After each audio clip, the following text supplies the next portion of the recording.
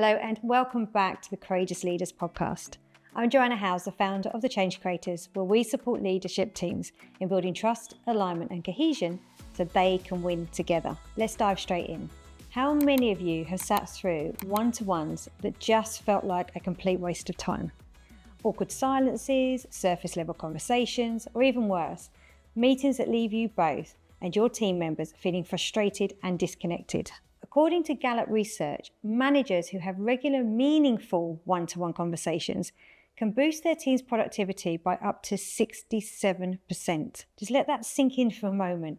By mastering just one type of meeting, you could potentially increase your team's output by 2/3. When I started in leadership, my one-to-ones were nothing more than status updates and just like a tick box exercise. I was just told that's what I should do.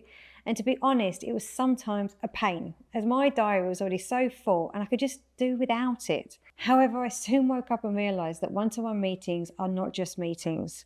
They're your most strategic leadership tool for building trust, driving performance, and creating genuine human connection.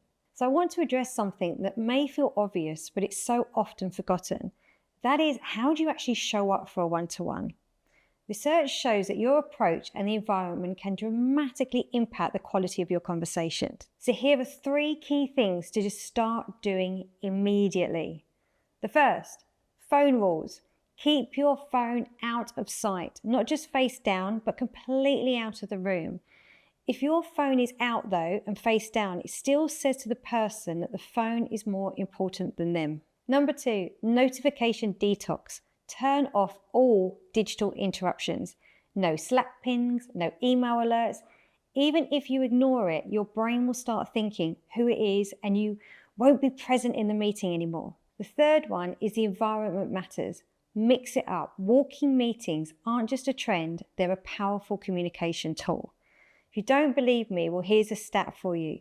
Researchers at Stanford University found that walking side by side increases openness and vulnerability. And when people walk together, they are 30% more likely to share deeper, more meaningful insights compared to sitting face to face.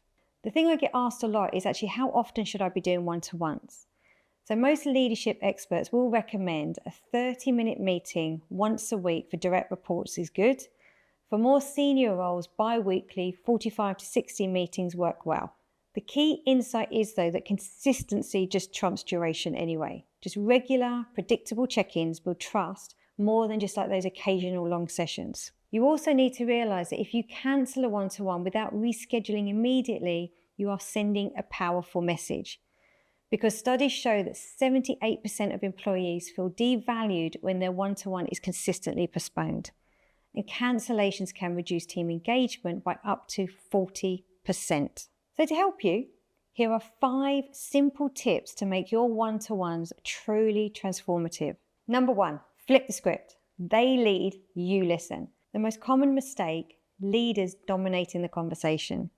Your job is to create space. So start by asking, what is going to help you to cover today? And what outcome would you like to get from our conversation? Then truly listen. I mean, really listen. Not just waiting for your turn to speak, but hearing the story behind the words. The second tip is create a safe container. Psychological safety isn't just a buzzword. It's about creating an environment where your team member feels they can be vulnerable without judgment. Keep your tone calm and consistent. Be mindful not to cross your arms as this creates a barrier. Use non-verbal cues like nodding your head to show you're listening. They all communicate safety to the other person. Keeping eye contact also says you are staying with them, however challenging the conversation could get. Online, have your camera on and be conscious to be close to the camera.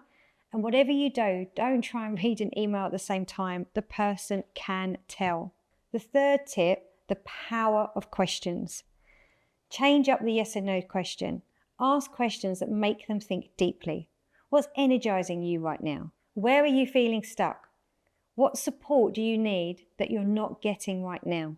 Number 4, make it a 2-way street. Feedback isn't a 1-way street. Share your observations, but also be open to hearing how you can improve as a leader. Because remember, vulnerability works both ways. So what you can do is ask them, what is one thing that I could stop or start doing that would make it easier or better to be led by me? And the last one, do not leave the meeting with their actions. This meeting isn't for you to fix all the issues or take on the work for them. They need to leave having found solutions themselves and feeling empowered to do their actions. Too many leaders end up taking their team's work, thinking they are protecting them, but all you're doing is stopping them from growing. So ask, what have you tried to already solve this? What else could be possible if you looked at it from a different perspective? And do you know what? If failure wasn't an option, what would you do? Remember, leadership isn't about perfection, it's about progress.